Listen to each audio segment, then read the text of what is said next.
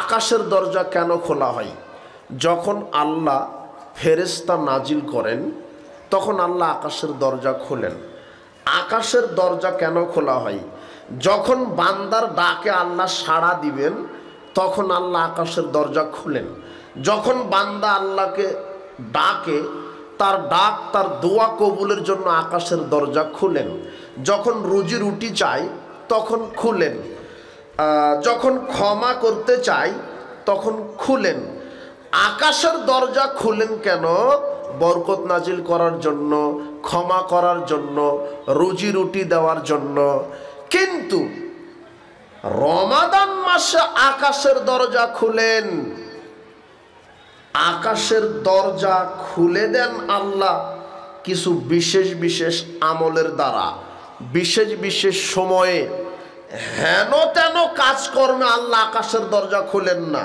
দেখেন, রাসূল সাল্লাল্লাহু আলাইহি ওয়াসাল্লাম বলছেন, জোহরের ফরজ 4 রাকাত সালাতের পূর্বে সুন্নাত 4 রাকাত সালাত আদায় করো। যে জোহরের 4 রাকাত সুন্নাত সালাত শুরু করে, যখন জোহরের 4 রাকাত সুন্নাত সালাত শুরু করেছে তখন আল্লাহ তার জন্য শুধু আকাশের সব দরজা খুলে দিয়েছেন। আকাশের দরজা খুলেন আল্লাহ কিছু ইবাদতের দ্বারা, কিছু সময়ে। তার একটা জোহরের 4 রাকাত সুন্নাত সালাত আদায়ের সময়। আর রাসূল সাল্লাল্লাহু আলাইহি ওয়াসাল্লাম বলছেন, যে ব্যক্তি জোহরের 4 রাকাত সুন্নাত সালাত আদায় করবে তার উপরে আল্লাহ জাহান্নামের আগুনকে হারাম করে দিবেন। আকাশের দরজা খোলা হলো, একটা সময় পাওয়া গেল। বলেন তো কখন? জোহরের 4 রাকাত সুন্নাত সালাতের সময়। এক, দেখি কয়টা বের হয়। অনেক আছে, এখন আমার মাথায় কয়টা আছে মনে আছে, আপনাকে বোঝানোর জন্য বলছি। জোহরের 4 রাকাত সুন্নাতের সময় আকাশের দরজা খোলা হয়। 2, যখন কোনো ব্যক্তি মশা যেই সাউন্ড করে ভ ভ, এরকম সাউন্ড আমি দেখতে যাচ্ছি না। এক খেয়ালে থাকতে হবে।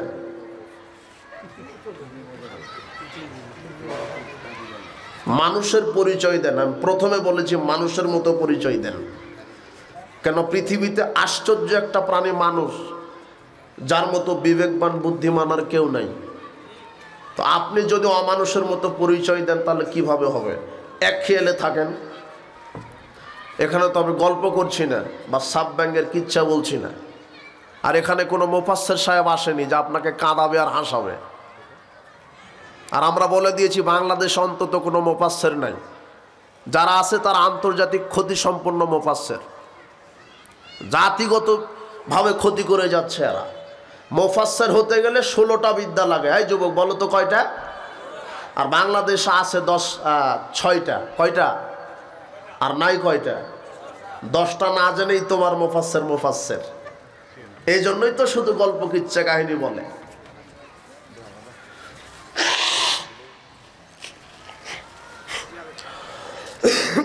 এক খেয়ালে,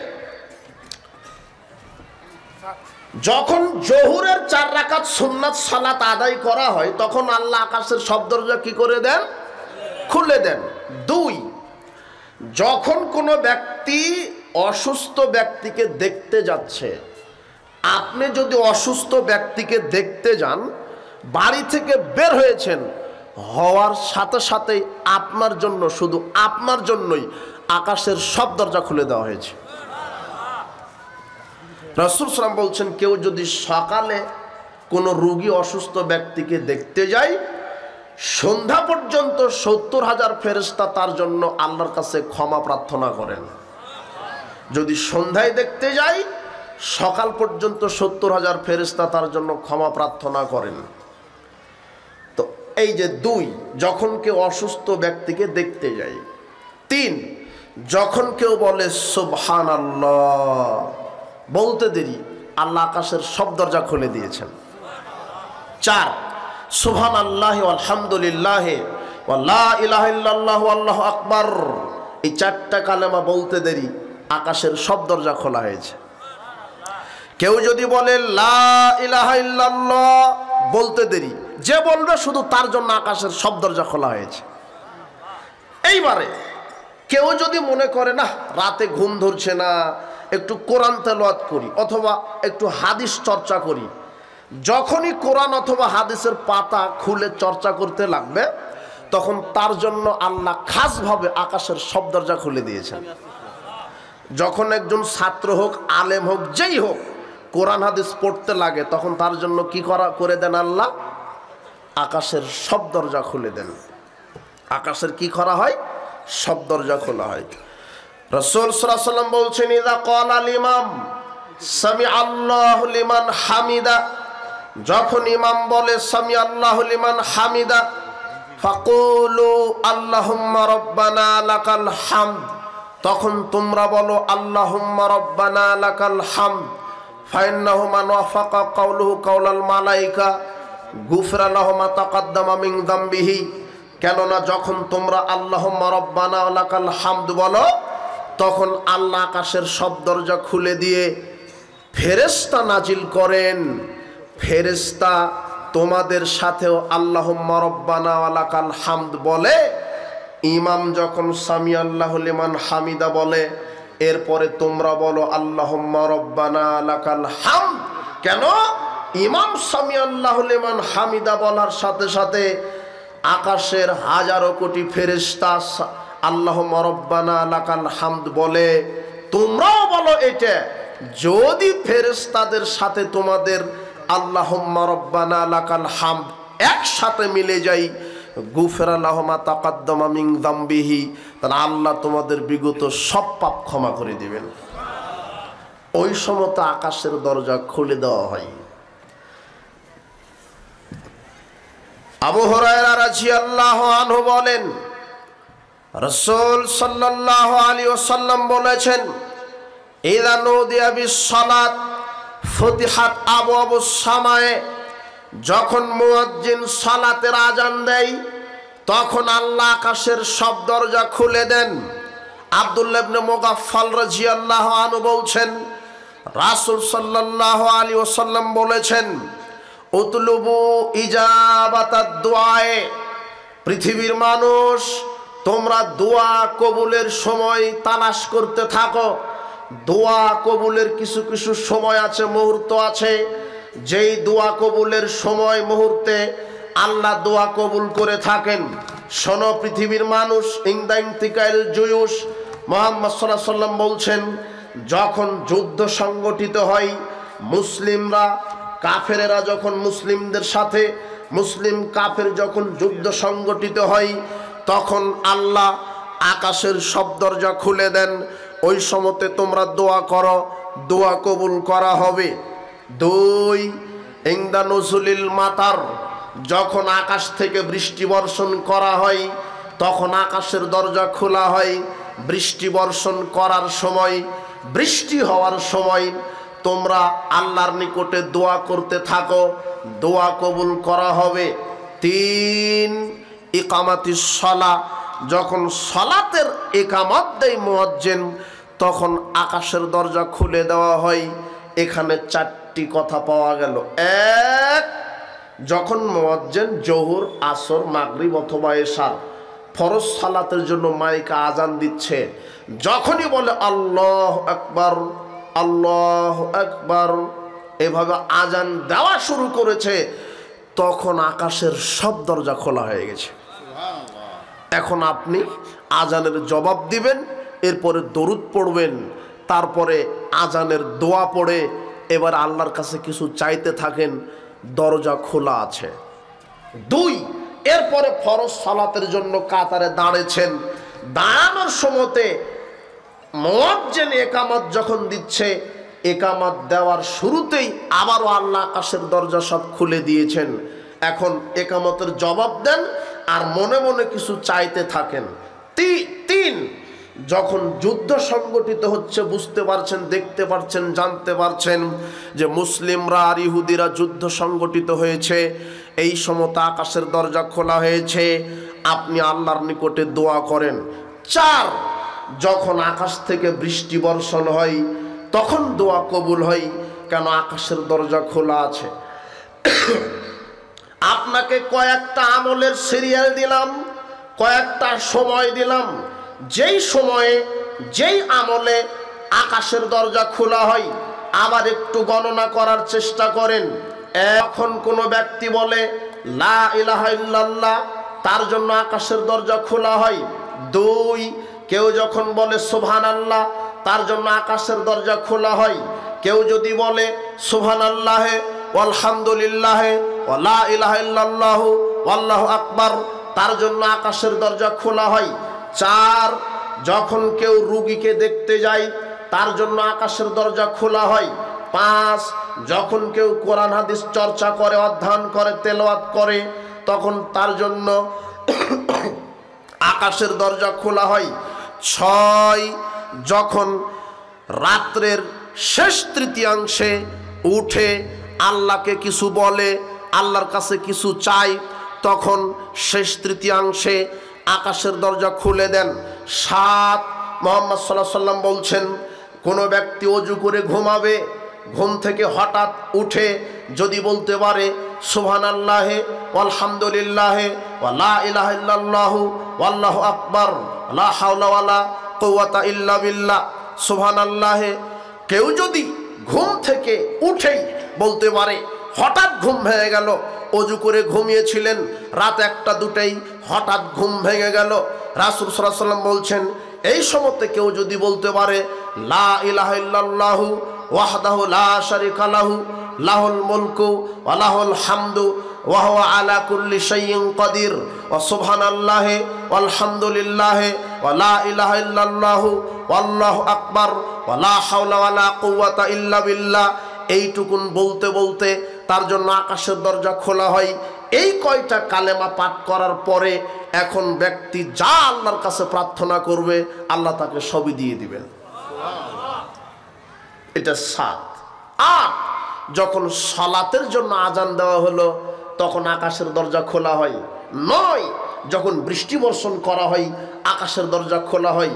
10, যখন যুদ্ধ সংগঠিত হয়, তখন আকাশের দরজা খোলা হয়।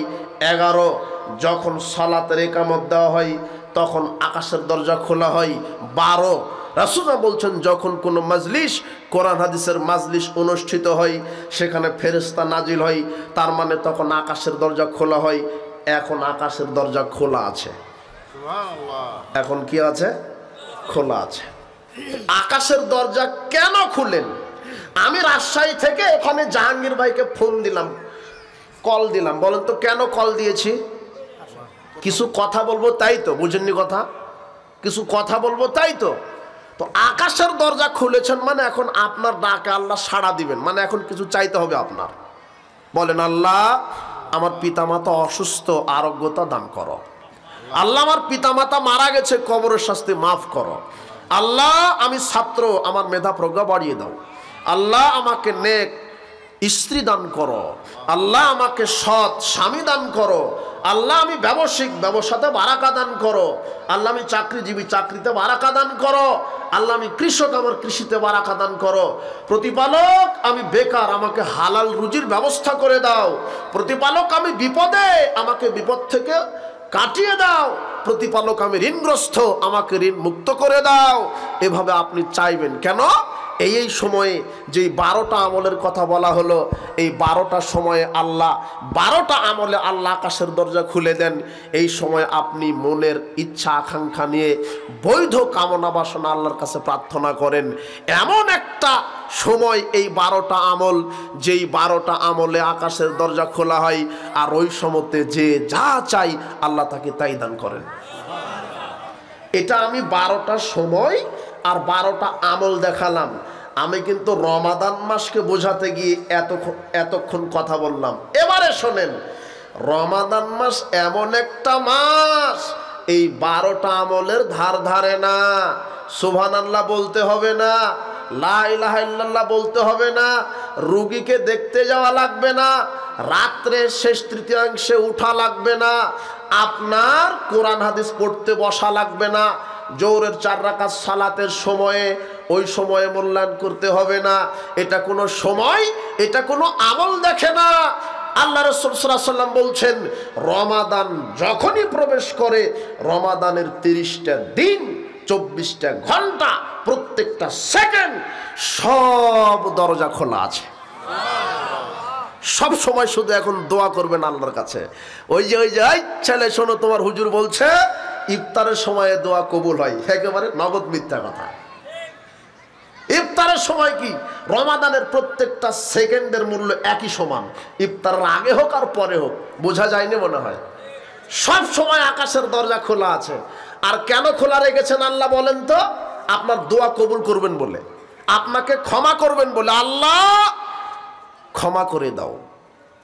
আমি এই যে তারাবির সালাত আদায় করছি, আমি লাইলাতুল কদর উদযাপন করছি, তাহাররাও লাইলাতুল কদর ফিল বিত্রি মিনাল আশরিল আখির মিন রমাদান।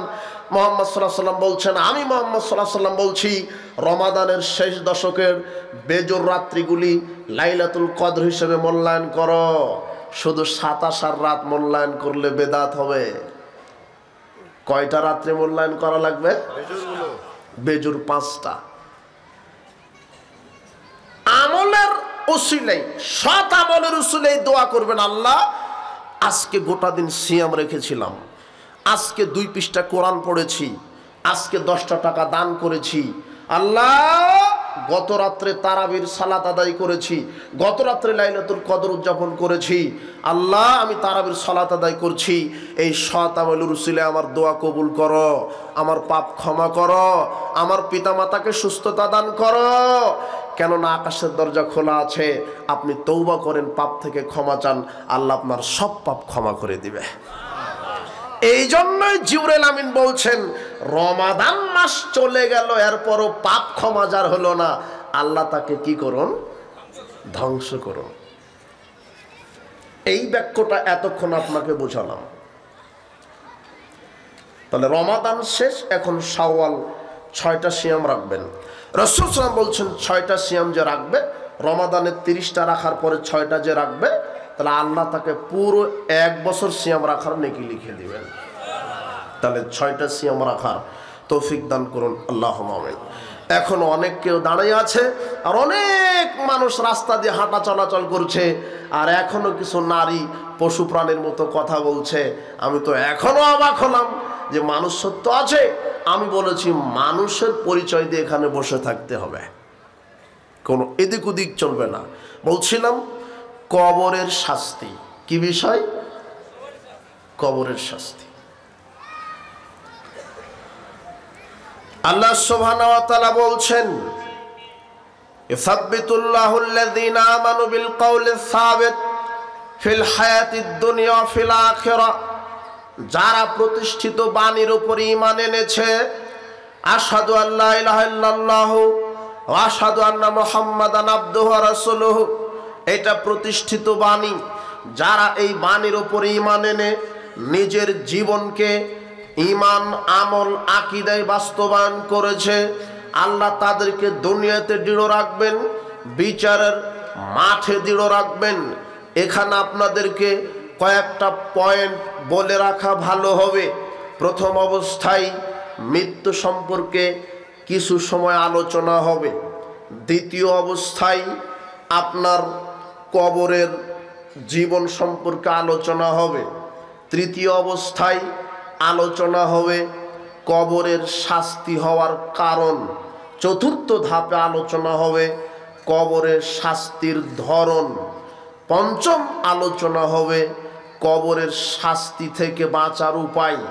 সপ্তম অংশ আলোচনা হবে কবরের শাস্তি থেকে মুক্ত কারা। খুব সংক্ষিপ্ত সময়ে, রাত গভীর হওয়ার দিকে চলে গেছে, আমরা কয়েকটা পয়েন্টে সংক্ষিপ্তভাবে আলোচনা করব।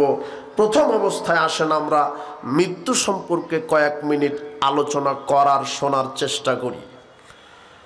আল্লাহ সুবহানাহু ওয়া তাআলা বলছেন, কুল ইন্নাল মাউতাল্লাযী তাফিররুনা মিনহু ফাইন্নাহু মুলাকীকুম। মুহাম্মদ সাল্লাল্লাহু আলাইহি ওয়াসাল্লাম, যারা মৃত্যু থেকে পলায়ন করতে চাচ্ছে তাদেরকে আপনি বলেন, মৃত্যু থেকে তোমরা যতই পলায়ন করো, মৃত্যু তোমাদেরকে পাকড়াও করবেই করবে। মৃত্যু প্রত্যেকটা মানুষকেই মৃত্যুবরণ করতে হবে। আল্লাহ সুবহানাহু ওয়া তাআলা বলছেন লিকুল্লি উম্মাতিন আজাল, প্রত্যেকটা মানুষের নির্ধারিত সময় আছে।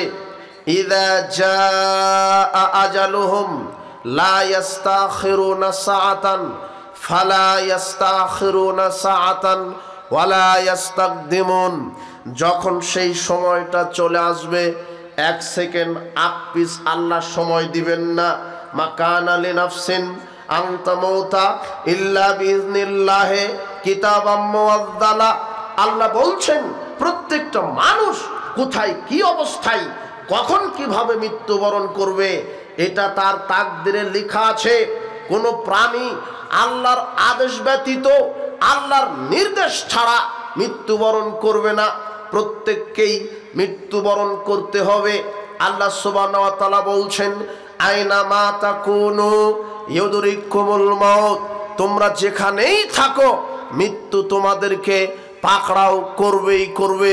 ওয়ালাউ কুনতুম ফি বুরুজিম মুশাইয়্যিদা, যদিও তোমরা শরীর ও দুর্গে লুকায়িত থাকো, অবস্থিত থাকো, যেখানেই থাকো, যখন নির্ধারিত সময় চলে আসবে তখন তোমাদের মৃত্যুবরণ করতে হবে। উপস্থিত বৈঠকের মুসলিম দিনী ভাই বোন, আপনি নিজেকে নিয়ে ভাবুন, আপনি পৃথিবীতে আসলেন কি প্রক্রিয়ায়। আমরা এক সময় পৃথিবীতে ছিলাম না। আল্লাহ সুবহানাহু ওয়া তাআলা আমাদের আত্মাকে তৈরি করে, রূহকে সৃষ্টি করে আলমে আরওয়াহ রূহের জগতে রেখেছিলেন। সেখান থেকে আল্লাহ আমাদেরকে মাতৃগর্ভে দিয়েছেন। মাতৃগর্ভে আমরা 9 মাস 10 দিন ছিলাম। 9 মাস 10 দিন থাকার পরে আমাদেরকে আল্লাহ দারুদ দুনিয়ার গৃহে দিয়েছে। এই দুনিয়াতে থাকব কতদিন? আবু হুরায়রা রাদিয়াল্লাহু আনহু বলছেন রাসূল সাল্লাল্লাহু আলাইহি ওয়াসাল্লাম বলেছেন আমার উম্মতি মা বাইনা ইলা 70 ওয়া 60 ইলা 70। রাসূল সাল্লাল্লাহু আলাইহি ওয়াসাল্লাম বলছেন আমার উম্মতের গড় বয়স হবে 60 থেকে 70 বছর। ওয়াকাল্লুহুম মাইয়াজুজু জালেক, কম সংখ্যক মানুষ এটা অতিক্রম করতে পারবে। আমার উম্মতের গড় বয়স হবে 60 থেকে 70 বছর। মানুষের জীবনকে 4 ভাগে ভাগ করেন। দেখেন আপনি কত সীমিত সময় নিয়ে পৃথিবীতে এসেছেন, যার কারণে আপনি আল্লাহকে মূল্যায়ন করছেন না। মানুষের শৈশব কৈশোর 1 থেকে 16 বছরের মধ্যে, মানুষের যৌবন 16 থেকে 40-এর মধ্যে, মানুষের প্রৌঢ়ত্ব 40 থেকে 60-এর মধ্যে, বার্ধক্য চলে আসে 60 থেকে 70-এর মধ্যে। এরপরে আপনাকে বিদায় নিয়ে চলে যেতে হবে। যেটা চলে যাওয়ার মাধ্যম তার নাম কি বলেন তো?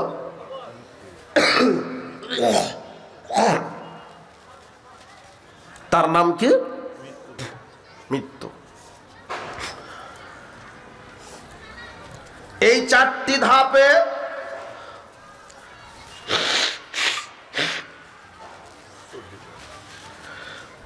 প্রত্যেকটা মানুষ এই 4টি ধাপকে অতিক্রম করতে হয়। রাসূল সাল্লাল্লাহু আলাইহি ওয়াসাল্লাম বলছেন খুব কম সংখ্যক ব্যক্তি তা অতিক্রম করতে পারবে। তবে বার্ধক্য চলে আসবে, এরপরে কবরমুখী হতে হবে। মানুষকে প্রতিদিন মৃত্যুর কথা স্মরণ করতে হবে। পৃথিবীর সবচাইতে ভদ্র শ্রেষ্ঠ মানুষ মুহাম্মদ সাল্লাল্লাহু আলাইহি ওয়াসাল্লাম, তাকে আল্লাহ সুবহানাহু ওয়া তাআলা মৃত্যুর কথা স্মরণ করিয়ে দিচ্ছেন জিবরিল আমিনের মাধ্যমে। সাল বিন সাদ রাদিয়াল্লাহু আনহু বলছেন আতানি জিবরিল, জিবরাইল আলাইহিস সালাম মুহাম্মদ সাল্লাল্লাহু আলাইহি সাল্লামের কাছে জিবরাইল আমিন আসলেন। এসে বললেন ইয়া মুহাম্মদ, হে মুহাম্মদ, ইসমা শীতা ফাইন্নাকা মাইয়িত, যতদিন ইচ্ছা জীবন যাপন করুন, তবে আপনাকে মৃত্যুবরণ করতে হবে। এই কথা জিবরাইল আমিন মুহাম্মদ সাল্লাল্লাহু আলাইহি সাল্লামকে স্মরণ করিয়ে দিচ্ছেন। এক একটা কথার, এক একটা বাক্যের লোড কত আপনি একটু মূল্যায়ন করেন। সর্বশ্রেষ্ঠ মানুষ তাকে আল্লাহ সুবহানাহু ওয়া তাআলা জিবরাইলের মাধ্যমে মৃত্যুর কথা স্মরণ করিয়ে দিচ্ছেন। এক নাম্বার ব্যাখ্যা বলছেন, ইয়া মুহাম্মদ ইসমা সীতা ফাইন্নাকা মাইয়িত, যতদিন খুশি জীবনযাপন করেন, হঠাৎ একদিন মৃত্যু চলে আসবে, মৃত্যু থেকে বাঁচতে পারবেন না। দুই নম্বর ব্যাখ্যা বলছেন জিবরাইল, আল্লাহ বলছেন জিবরাইল এইভাবে বলো, ওয়া আহবিব মান আহবাবতা ফাইন্নাকা মা ফারিকুহু। মুহাম্মদ সাল্লাল্লাহু আলাইহি সাল্লাম, দুনিয়াতে যত দলপাটি করো না কেন, যত সেনাবাহিনী তোমার থাক না কেন, যতই দলপাটি তোমার থাক না কেন, যতই সঙ্গপঙ্গ থাক না কেন, কবরে একাই চলে যেতে হবে, কবরে কেউ তোমার সাথে যাবে না। ওয়ামাল মা সীতা ফাইন্নাকা মাজুন বিহি। তৃতীয় ব্যাখ্যা বলছেন মুহাম্মদ সাল্লাল্লাহু আলাইহি ওয়াসাল্লাম, আপনি যেই আমলি করেন আল্লাহর কাছে হিসাব দিতে হবে, আল্লাহ আপনার হিসাব নিবেই। মুহাম্মদ সাল্লাল্লাহু আলাইহি ওয়াসাল্লাম, আপনি যেই আমলি করেন আল্লাহ আপনার হিসাব নিবেই, খারাপ আমল করলেও নিবে, ভালো আমল করলেও নিবে। এই হাদিস থেকে আমরা কি শিক্ষা লাভ করতে পারি?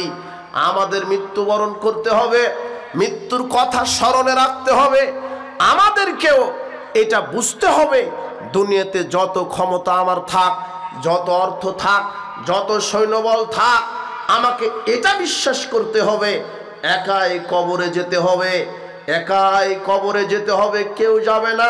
এরপরে আমাকে এটা শিক্ষা নিতে হবে এই হাদিস থেকে যে আমি যেই আমলি করি, দেখছেন কে? আল্লাহ। কে দেখছেন? আর এই আমলের হিসাব কে নিবে? আল্লাহ।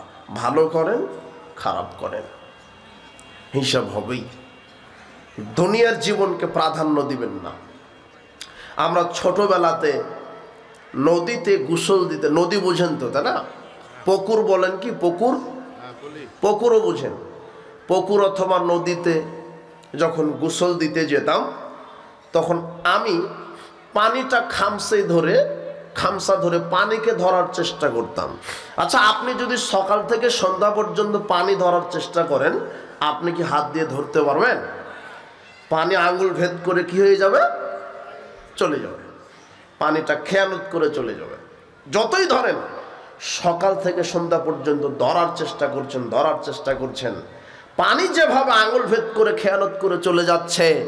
এই যে দুনিয়া, আপনি বলছেন আমার ক্ষমতা লাগবে, আমার পদবি লাগবে, আমার অর্থ লাগবে, আমার গাড়ি বাড়ি লাগবে, আমার দুনিয়া লাগবে, আমার পদবি লাগবে, আমার মর্যাদা লাগবে।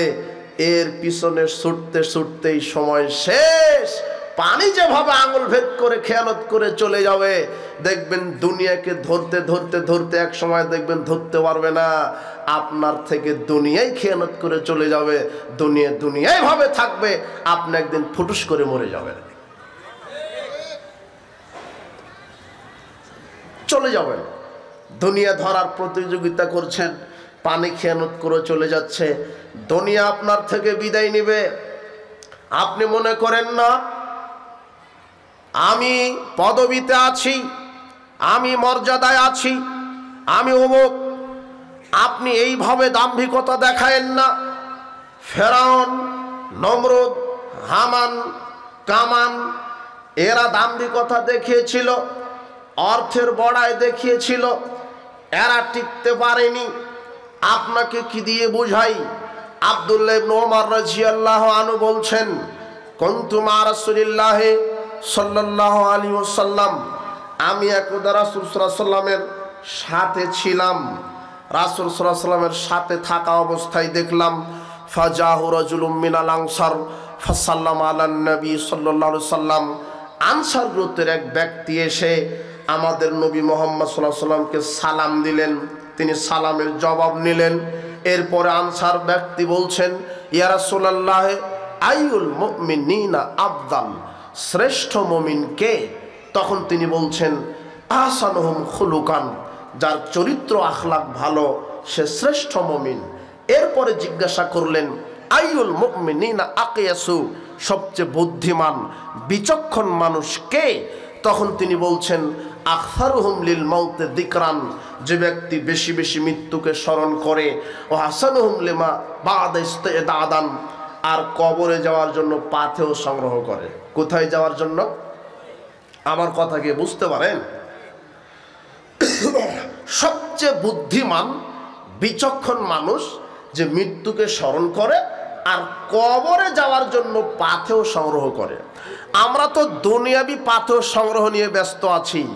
আমাদের ব্যাংকে 1000 কোটি টাকা থাকতে হবে, 5টা গাড়ি থাকতে হবে, 10টা পুকুর থাকতে হবে, কয়েকটা বিল্ডিং থাকতে হবে, ঢাকাতে বাড়ি ফ্ল্যাট থাকতে হবে, আমেরিকাতে বিল্ডিং থাকতে হবে, কয়েক যুগ আমাকে ক্ষমতায় থাকতে হবে।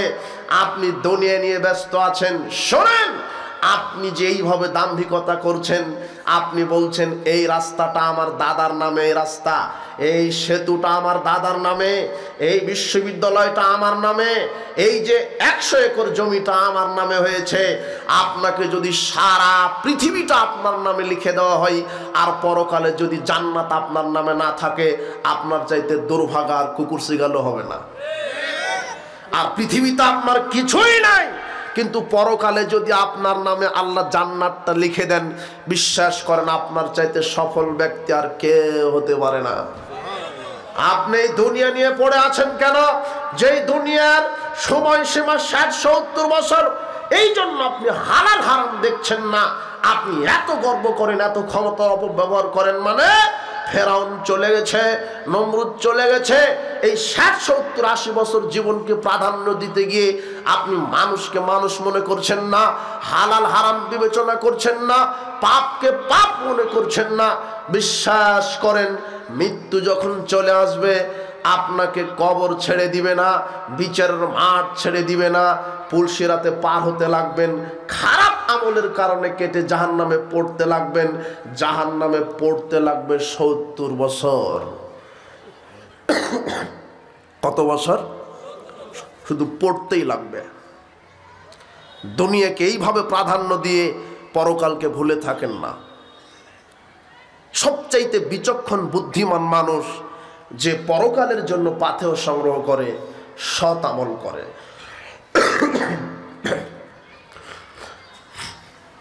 আনাস রাদিয়াল্লাহু আনহু বলেন, রাসূল সাল্লাল্লাহু আলাইহি ওয়াসাল্লাম বলেছেন, ইয়াতবাউল মাইয়িতা সালাসাতুন, মানুষ মারা গেলে মানুষের সাথে কবরে 3টা জিনিস যায়। গনে রাখেন, কয়টা? 3টে। মানুষ যখন মারা যায় তার সাথে তার কবরে 3টা জিনিস যায়।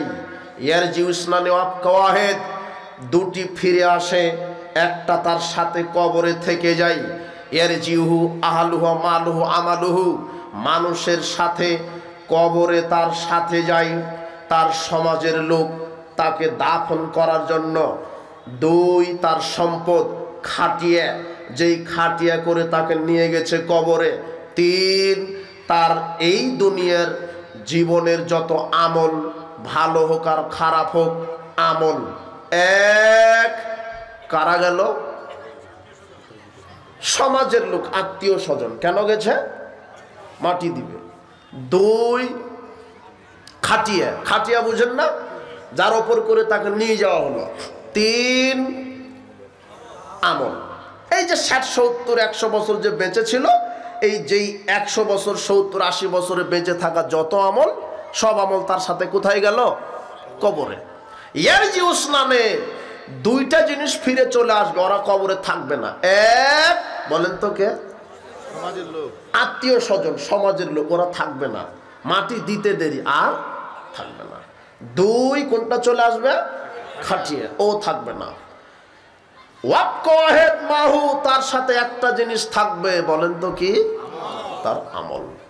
তার আমল থাকবে, কেউ থাকবে না। আপনি যে দুনিয়াতে এত কিছু করছেন, যে ছেলে মেয়ে স্ত্রীর জন্য হালাল হারাম দেখছেন না, ওরা কেউ থাকবে না। এখন মারা যান, মারা যাওয়ার সাথে সাথে আপনার নিজের আত্মীয়রা আপনার নাম আর মুখে নেবে না, বলবে যে লাশটা তাড়াতাড়ি দাফন করতে হবে, আর নাম নিবে না। মারা যেতে দেরি, নাম ছিল আব্দুর রহমান, আর কেউ আব্দুর রহমান বলে ডাকবে না, বলবে লাশ। কি বলবে বলেন তো? লাশ। এই যে এত কিছু করছেন, কবরে কেউ থাকবে না।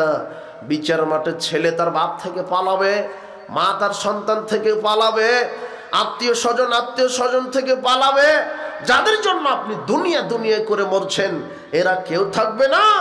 অথচ যে আমলটা করবেন আল্লাহকে খুশি করার জন্য, সে আমল থাকবে, অথবা যে শয়তানে আমল করবেন সে আমল থাকবে। সবাই ফিরে চলে আসবে। এই আমল যখন থাকবে, এখন আপনার পরিস্থিতি কি হতে পারে? বারা ইবনে আযিব রাদিয়াল্লাহু আনহু বলেন, রাসূল সাল্লাল্লাহু আলাইহি ওয়াসাল্লাম বলেছেন, তুআদু রূহু ফি জাসাদিহি, মাইয়িতকে যখন কবরে রাখা হয় তখন তার দেহে আল্লাহ আবার আত্মাকে ফিরিয়ে দেন। এখানে হাদিসের ওপরের অংশ একটু বলি, তাহলে বুঝতে পারবেন। পৃথিবীতে প্রত্যেকটা মানুষ অপরাধী, পৃথিবীতে প্রত্যেকটা মানুষ পাপী, পৃথিবীর প্রত্যেকটা মানুষই পাপী। তবে আপনি কি সুনিশ্চিত যে আমার পাপটা ক্ষমা হয়েছে? কেউ কি বলতে পারবেন নাকি? আমি যে ক্ষমা চাইছি 60-70 বছর ধরে তওবা করেছি, আল্লাহকে আমার তওবা কবুল করেছে, এটা কেউ বলতে পারবে না। তবে হ্যাঁ, মানুষ এই দুনিয়াতেই বলতে পারবে নিশ্চিত, সে নিজে জানতে পারবে, অন্য কাউকে জানাতে পারবে না।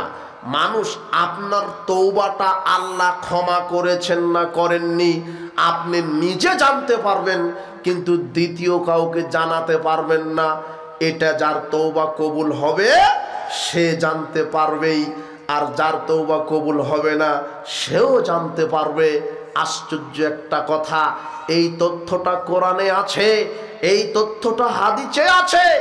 আপনি 70 বছর ধরে আল্লাহকে বলছেন আল্লাহ ভুল হয়েছে, ক্ষমা করো, আর করব না, কিন্তু এটা যে সুনিশ্চিত ক্ষমা হয়েছে আপনি বলতে পারছেন না। তবে আপনি একটা সময় বলতে পারবেন, সুনিশ্চিত আপনি জানতে পারবেন, আর কাউকে জানাতে পারবেন না। ওই সময়টা হলো মৃত্যুর সময়। কোন সময়?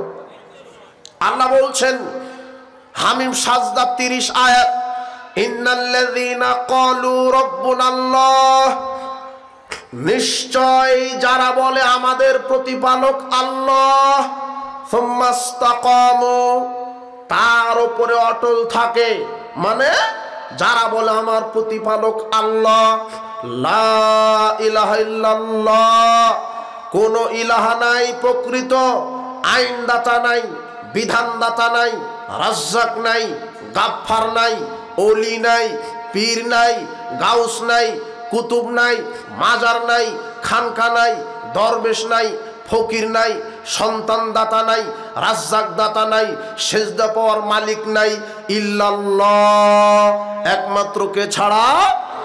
এই কথার উপরে যারা টিকে থাকবে, যারা কোনোদিন আল্লাহর সাথে শরীক করেনি, যারা মাজারে খানকায় মানত করেনি, যারা পীরের উসিলে জান্নাত তালাশ করেনি, যারা তাবিজ ঝুলায়নি, যারা মানুষের কোনো দিবসকে মূল্যায়ন করেনি, যারা মানুষের কোনো দিবসকে পূজা করেনি, যারা কোনো পীর মাজারে সেজদা করেনি, যারা আল্লাহ ছাড়া কারো বিধান মানেনি, এদেরকে আল্লাহ মৃত্যুর সময় কি করবেন?